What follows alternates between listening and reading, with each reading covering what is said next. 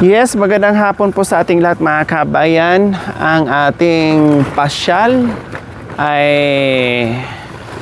game over na. Yes po mga kabayan, back to normal na naman tayo sa kabundukan ngayon. At ito ang dami nating bit-bit ngayon mga kabayan sa natin sa pag-akyat muli dito sa kabundukan. Dahil syempre marami tayong bit-bit ngayon. Then malayo tayo, nandito tayo sa Kabiasnan, sa malayong Kabiasnan po mga kabayan. Yes, kumusta din kayo? Ito, kung kami naman po mga kabayan, sa ngayon ay umaraw, pero siguro kagabi umulan mga kabayan kasi halata mamasa-masa pa yung lupa dito mga kabayan. Ngayon maaraw pero tiyak ay uulan to mamayang gabi mga kabayan. Kaya ito, hinahanda lang po natin yung ating mga bit-bit. Yun, dalhin yun. Ano ba yan? Ayun, ano yun? Sa atin ba yun?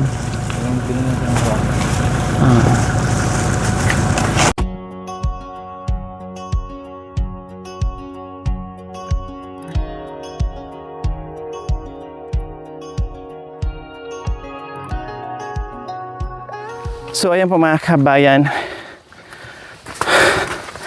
hiningal na naman tayo dahil galing tayo sa Taiwan ng kapal ng snow doon. Nanibago tayo ngayon sa klima. Kaya ito, alam niyo naman ang Pilipinas ay walang snow. Kaya kahit papaano nakatikim tayo ng snow sa sa Taiwan.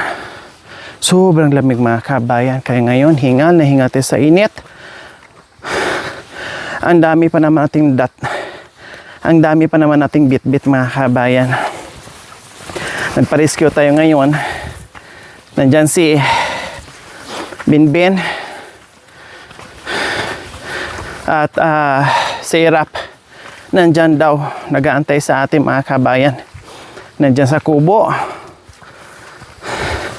Nasanay kasi si Irap mga kabayan, kahit wala kami, sinasibihan namin na hindi kami pupunta ha. Ang balik namin sa sunod linggo pa. Upo lang ng upo. Pero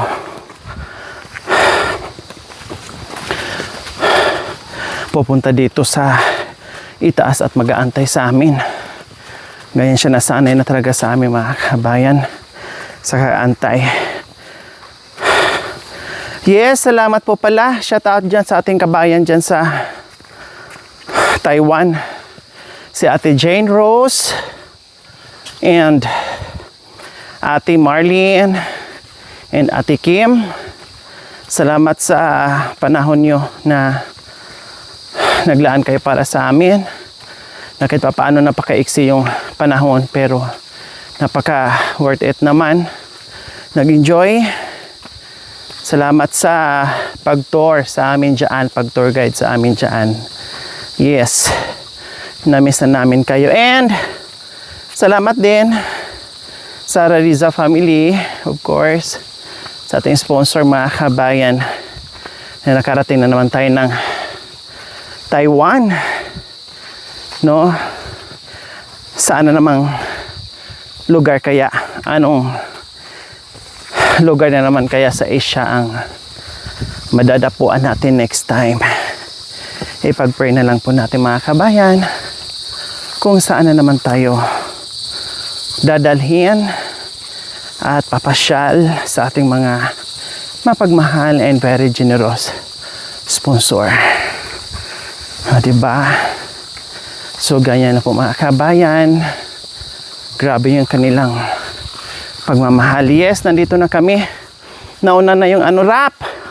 Hi, Diyos ko, Rap. Akala namin, saan ka na naman nagpunta? Pati si Papa mo, tinawagan namin, wala ka daw. Saan ka pumunta? Dito ka lang nagtambay? Dito po sa baba. Pumunta ka kay Tatay Romy? Opo. Natulog kami doon. Sino kasama mo? Bagong arumi po. Sinong tao ngayon doon? Abba kami po. Dua kayo. Ilang gabi ka na dyan natulog? Isa po. Isa. Kaya pala tumatawag kami kay Tatay Nardo. Ang sagot niya, hindi niya alam. Yung pala, nandiyan ka na. Di ba sabi ko sa'yo, huwag ka munang pumunta dyan para hindi ka mapagod ka antay. Saka na lang pagbalik namin. O, bakit pumunta ka pa din? Naboring ka sa inyo? Kaya pumunta ka dyan, pinasyalan mo sa Tatay Romy? Opo po. Papasalang ko po. So, masaya. Masaya kayo natulog dalawa ni Tatay Romy? Opo. Ha? Masaya kayong dalawa? Opo. Pinasyalan daw yun sa Tatay Romy ang mga kabayan. Pero, gaya ng sinabi ko, pag pumunta ka dyan, magpaalam ka ni Tatay Nardo. Sabi mo, pa, punta mo na ako doon kay Tatay Romy, ha? Pa, ganito muna pa. Para alam niya, ha? Tumatawag sa amin. Ano? Kasi tumatawag minsan sa amin. Madam, wala ba si Irap? Kasama niyo pa ba? Saan na ba kayo? Kasi, syempre, mag-aalala sa'yo kung nasaan ka na. Ha? Magpapaalam. Anong sabihin mo? Paano po? O, anong sabihin mo, paalam? Anong sabihin mo kay Papa? Sabi mo, pa, punta mo na ako doon kay... Arumi po. O yun, kay Tatay Romy. Ganun ang sabihin mo, ha? Kurutin ko talaga yung singit mo pag nalaman ko na naman na hindi ka nagpaalam. Ne? Opo. So, anong ginagawa ni Tatay Romy doon ngayon? Mamirit po kami kay ulam. Marito ka ng ulam? Anong klaseng ulam pinirito nyo? Kay po. Ha? Tuna. Tuna? Yung mga dilata. Opo. Oh. Dapat ginanyan mo, Bin, Kung raman doon kayo na ba? Oh, tara. O, ikaw naman doon, Rap. Tapos, Salitan na. na lang. Pahay mo doon. No, tara. Ay, pahinga ka muna saglit, Ben. Kasi mayroon pang balikan doon, kakayanin. Tapos pagbalik nyo, dalhin sa Tatay Romy. Para hakutin yon, ha? Para... Ang daming karga mayroon pa kasi yan. Nilagyan ko ng laman. So, ayan po mga kabayan. Dalawang trip kami ngayon. Dahil hindi kakayanin talaga. No, binalikan na nga ni Binbin mga kabayan. Hindi pwede. Kailangan ihatid mo na. Maghatid mo na ng isang beses mga kabayan. Dalawang balik ito bago natin mahakot lahat yung ating karga. Kasi ang daming ang karga natin ay mga kabayan. Diba? May mga pasalubong kasi. And plus mga karga pa namin mga kabayan. Kaya hindi pwede. Kailangan pagbalik nila kasama si Tatay Romy para hindi mapagod ng bongga na maibaba lahat na wala ng pangatlong balik. O, nakita niyo po mga kabayan? Yes. O, katulad ngayon, ang dami nating bit-bit. Ang dami nating bit-bit mga kabayan. Pero kahit pa paano hindi mahirap bumaba kasi nakikita na natin ang daan. Pati yung takot natin ay nabawasan dahil kitang-kita na natin kahit pa paano kapag merong ahas na tumawid, lalong-lalo na ngayon, ay tanghaling tapat, sabihin nila. Yung ahas ay lumalabas sa longga nila at nagpapainit at doon sila sa medyo malinis na daan, doon sila mga kabayan magtatambay, nagsasunbeating sila mga kabayan kapag lumabas sila sa longga nila kasi gusto nila magiging tan ang kanilang balat. Gusto nilang magpainit mga kabayan. Maaliwalas na. See? Isang linggo na ito mga kabayan. Mahigit. Buhat nung nilinis natin ito. At mayroon pang hagdan-hagdanan mga kabayan na ginawaan din ni Makoy. Di ba? Hindi na madulas. At hindi na masukal. Maayos na nating madaanan. Nag-aantay daw sa amin tinano. Pag umaga siguro mga kabayan ginagawa niya kasi nakasanayan ni Ira pag umaga.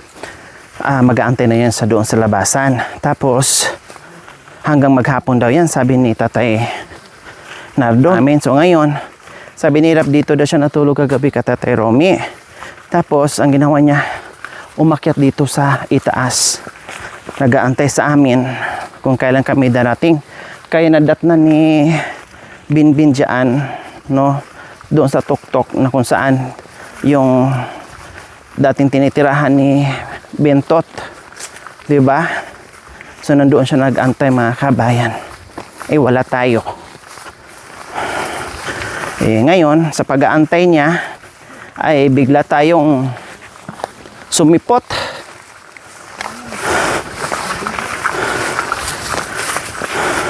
Hindi lang unat, kulot ang nagdadasal sa atin at nag-aantay sa atin mga kabayan, no?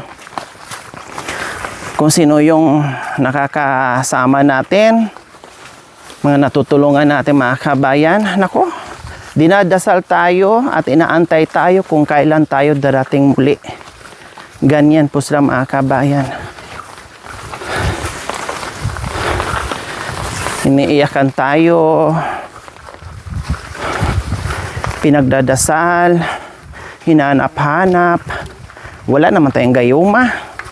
Sadyang naramdaman lang nila mga kabayan yung ating pagmamahal na binibigay sa kanila. O di ba? Sa ngayong pangalan po mga kabayan, marami nating bit-bit. Kahit yung ating kameraman may bagpak din. Kailang hindi pa rin natin kakayanin at hindi rin pwede mga kabilang kameraman ay punong-puno ng bit-bit kasi hindi na maayos yung pag-video. Siyempre, diba? Ay mahirap. Malikot na ang kamay kapag maraming bit-bit mga kabayan. Ay, ang sarap. Alam mo Ben, yung daan dito, kami ang naglinis. Nilinisan namin ito noong nakaraang linggo. Mula doon sa tuktok, papunta dito sa bahay ng tatay mo. Walang Bintot dito eh. Walang Marwin. Iwan, kung nasaan na sila, dinala ng kanilang tadhana. Baka naligaw na. Kaya kami na lang naglinis.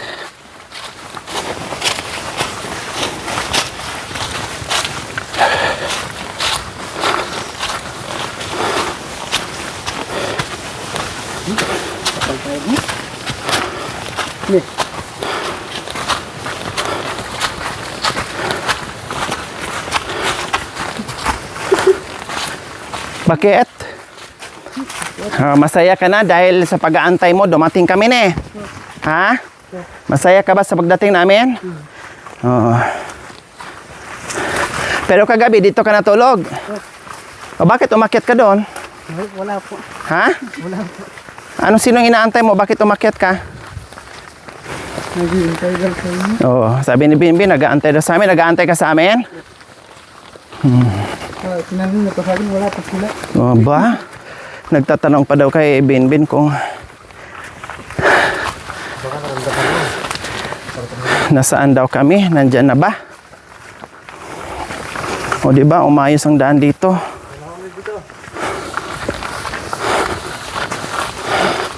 Wag na, diretso na.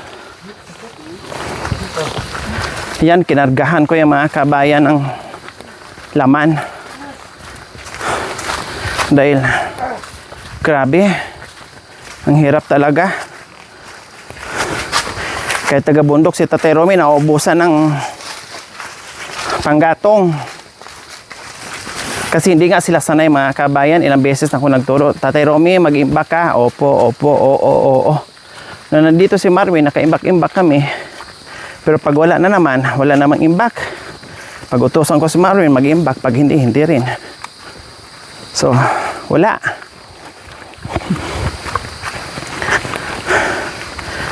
Eh ngayon, pinaakyat ko nung nakaraang araw. Iakyat yung tangke para mabilhan namin ng laman para hindi mahirapan. Lalo na sa gabi mga kabayan, Diyos ko. Ang hirap, ipanay ulan. O umulan nga dito kagabi, basa yung lupa eh. Ngayon lang to, baka nga kinang umaga umulan. Kasi basang-basa, mamasa-masa pa talaga yung lupa.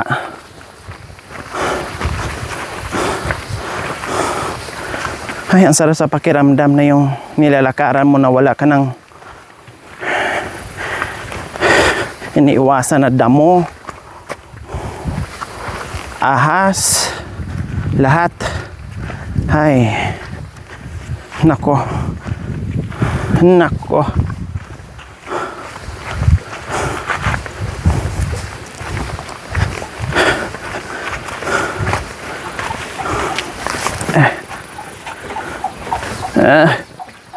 Ayan, si Tate Romy. Bakit tumatawa siya doon? Ay, nagprito nga. Nagprito nga sila, sabi ni Irap, nagisa. Hindi nagkamali si Irap. Ay.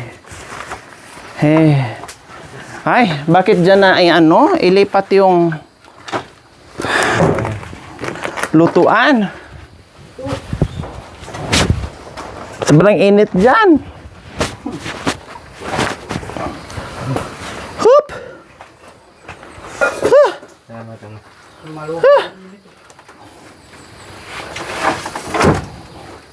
Ano ba yung niluto mo? Unti. Aba, unchi daw. Ang bilis niya nakasa. Unchi! 12! 12! Unti. Ah, unchi. Kala ko 12. Unchi daw. Samre. So, ganyan siya mga kabayan. May mga dilata naman yan siya. Pero syempre, mas gusto nila ganyang ulam. Oh. Kanin ito. Tapos may kanin na rin siya dito.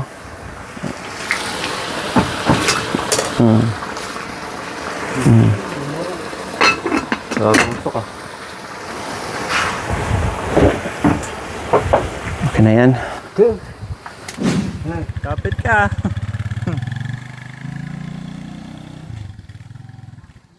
So yun po mga kababayan, dahil sa dami naming dala, naantay ko sila Tate Romy. At ito, oh, kinuha ka agad yung camouflage, oh. Tinignan, oh. Gali, ah.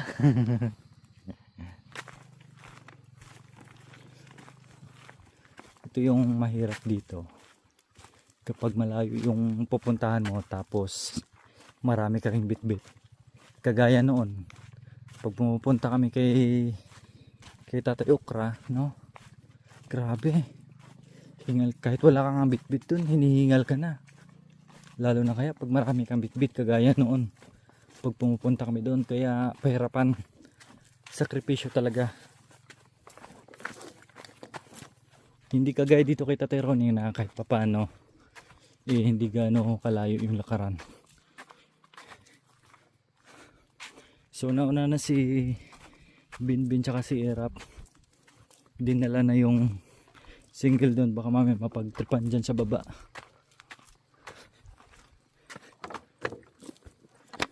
Rico,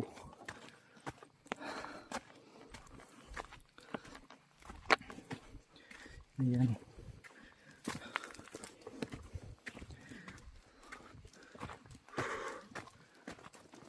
Ayan, buti na lang dito, kahit papano may mga punong kahoy, may lilim, no? Hindi ganong mainit.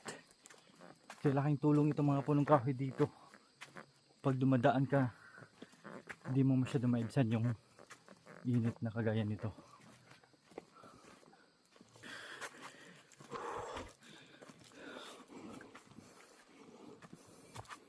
Yan, suot na naman po ni Tatay Ronnie yung kanyang paboritong damit, no?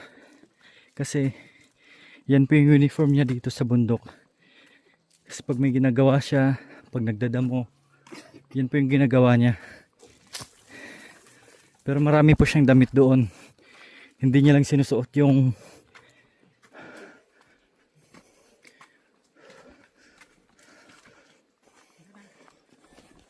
ha?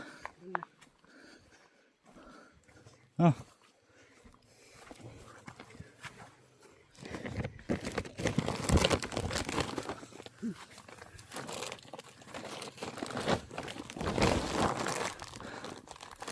Ayun, no? Punit-punit na yung damit niya.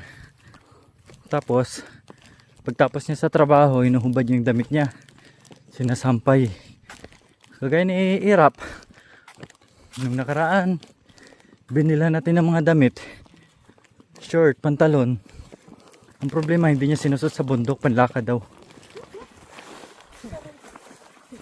O, di ba? Malinis na yung aming daanan. Nilinis namin nakaraan. Oo. Ayos.